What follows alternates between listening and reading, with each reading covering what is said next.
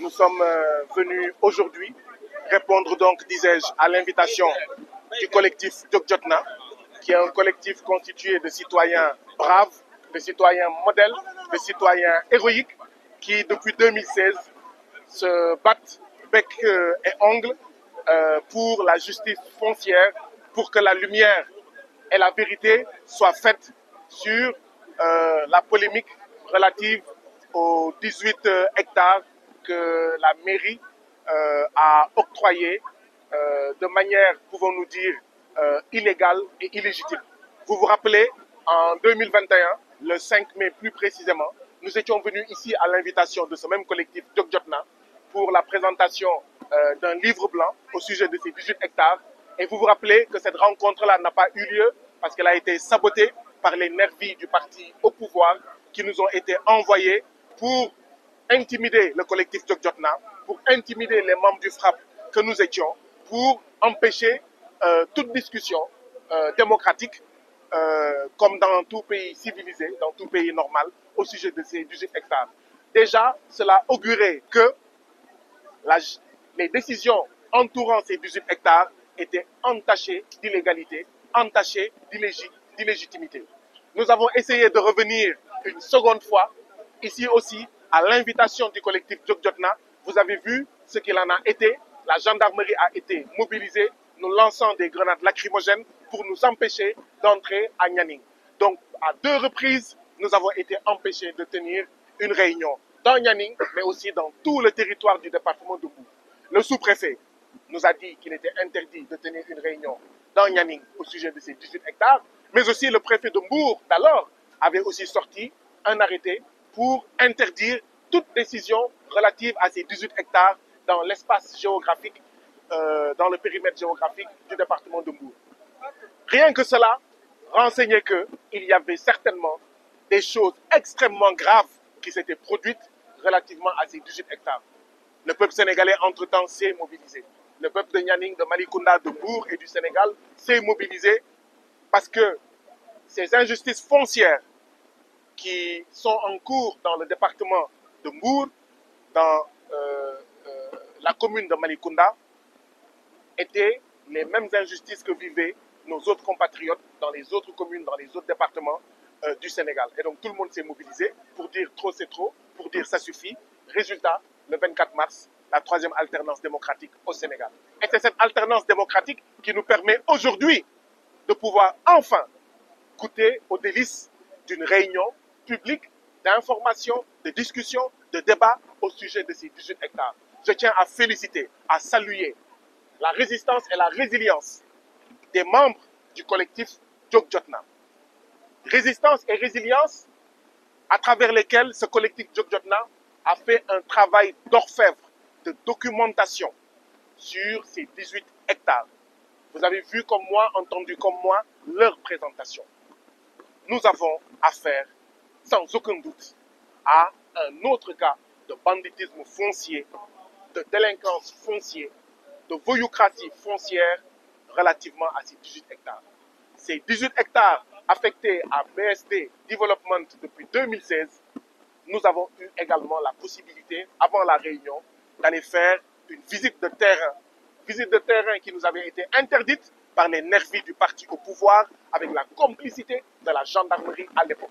Aujourd'hui, nous avons fait une visite de terrain, nous sommes allés au niveau de ces 18 hectares et nous avons compris pourquoi en fait ces 18 hectares suscitent autant d'envie, suscitent autant d'appétit, suscitent autant de convoitises pour les arracher des mains des populations de Nianing et pour les donner à des gens inconnus au bataillon pour des intérêts inavoués. Nous avons compris qu'effectivement, nous avions affaire à un rubis, à un diamant qui se trouve là, ces 18 hectares, mais que les populations doivent continuer à se mobiliser pour empêcher que ces 18 hectares ne servent des intérêts autres que celles des populations de Nianing.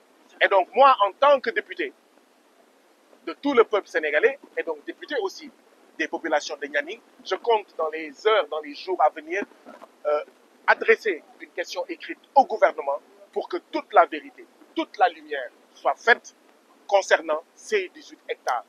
pour que le droit soit dit, pour que la vérité soit dite, pour que la lumière luise, pour qu'enfin, d'accord, cette affectation illégale et illégitime de la mairie de Malicounda soit cassée jusqu'à ce que, en fait, ces 18 hectares soient gérés en conformité avec les intérêts des populations de Niani. L'autre chose, nous considérons, en attendant, cette affectation de 2016 comme aujourd'hui nulle et non avenue. Parce qu'après 2 ans, 4 ans, 6 ans, maintenant 8 ans depuis 2016, de viabilisation, de mise en valeur de ces 18 hectares, eh bien, ça veut dire que l'affectation de la mairie est devenue caduque, est devenue obsolète, est devenue inexistante. Nous n'accepterons plus, et moi, député du peuple sénégalais, je suis aux côtés des membres de Djokjatna et des populations de Nianing pour dire que nous n'accepterons plus qu'une seule brique soit posée sur ces 18 hectares parce qu'il n'y a plus d'affectation là-bas. Nous n'accepterons plus que rien soit mis là-bas parce qu'il n'y a plus d'affectation. Maintenant, nous allons nous battre parce que Nianing ne refuse pas le développement. Nianing ne refuse pas des investissements structurants qui puissent profiter à toute la population de Nianing, surtout depuis la fermeture du club Aïdiana, depuis la fermeture du domaine de Nianing, deux entreprises qui étaient pourvoyeuses de centaines de milliers d'emplois.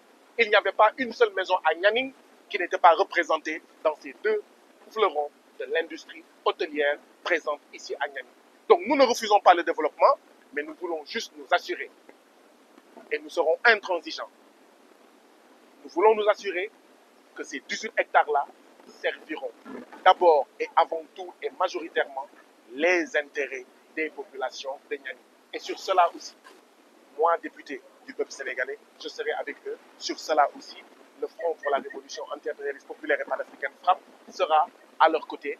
Et félicitations à eux. Félicitations encore une fois pour leur résistance, pour leur résilience. La lutte continue. Aujourd'hui, c'est un jour de victoire, c'est un jour de joie parce que ça fait 3 ans que nous n'avons pas la possibilité de tenir une réunion publique d'information. Aujourd'hui, c'est fait. Bravo au peuple sénégalais, bravo au peuple de Mbour et de la commune de Malicounda, particulièrement de Niani.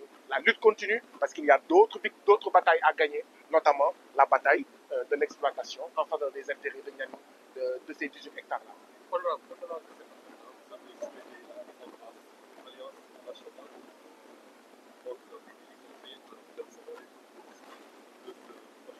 Oui, nous allons, dans les jours et semaines à venir, c'est l'appel que je lançais au collectif Djokjatna pour la mise sur pied d'une alliance nationale pour la justice foncière. Cette alliance devrait déjà exiger que partout au Sénégal, soit effectué des audits fonciers pour savoir ce qui a été donné en termes de terre, est-ce que cela l'a été dans les règles de l'art. Et ce qui n'a pas été fait dans les règles de l'art, que cela soit cassé et rendu au peuple sénégalais partout où il se trouve dans les départements, dans les communes. Mais aussi voir les lacunes de l'actuelle législation foncière pour que plus jamais ne soient facilités les projets des bandits fonciers, des délinquants fonciers et des voyous fonciers. Pour que, de la même manière qu'il est dit dans la Constitution que les ressources naturelles appartiennent au peuple, qu'on puisse dire de manière claire que les terres du Sénégal appartiennent au peuple et donc soient gérées de manière transparente, de manière démocratique, de manière en fait à ce que les éleveurs, les paysans, les citoyens y trouvent leur compte d'abord et avant tout autre intérêt. Mais également fédérer les forces, d'accord, mutualiser les forces, documenter toutes ces expériences-là, parce que si ce n'est pas fait, nous risquons d'être condamnés à les revivre. Donc nous allons y réfléchir tous ensemble. Le FRAPP est en relation avec beaucoup de collectifs de partout du Sénégal qui se battent contre la spoliation foncière. Je rappelle que ce matin à 10h, nous étions à Guéréo pour des problèmes en fait, de spoliation foncière. Nous sommes ici à Nianing pour des problèmes de spoliation foncière. Je rappelle que nous avons été victimes de jets de pierre à Bunkiling pour des problèmes de spoliation foncière. Nous avons été interpellés par Saint-Louis, Kaolack, Vélingara, Kolda, Ziguinchor, Lac Rose, Konkane, Ranérou-Ferlo, disons Matam en général. Mais il n'y a pas un seul département dans ce pays où il n'y a pas de conflit foncier. Donc je crois que l'État va jouer son rôle, le gouvernement va jouer son rôle, l'Assemblée aussi. J'espère que nous en aurons une très rapidement, digne de son nom, qui jouera son rôle. Mais nous, citoyens aussi, de manière autonome, nous devons jouer notre rôle et peut-être tous ensemble, nous parviendrons à des résultats qui placeront le Sénégal sur la rampe de la sortie du sous-développement, de la sortie de l'appauvrissement. Je vous remercie. Merci.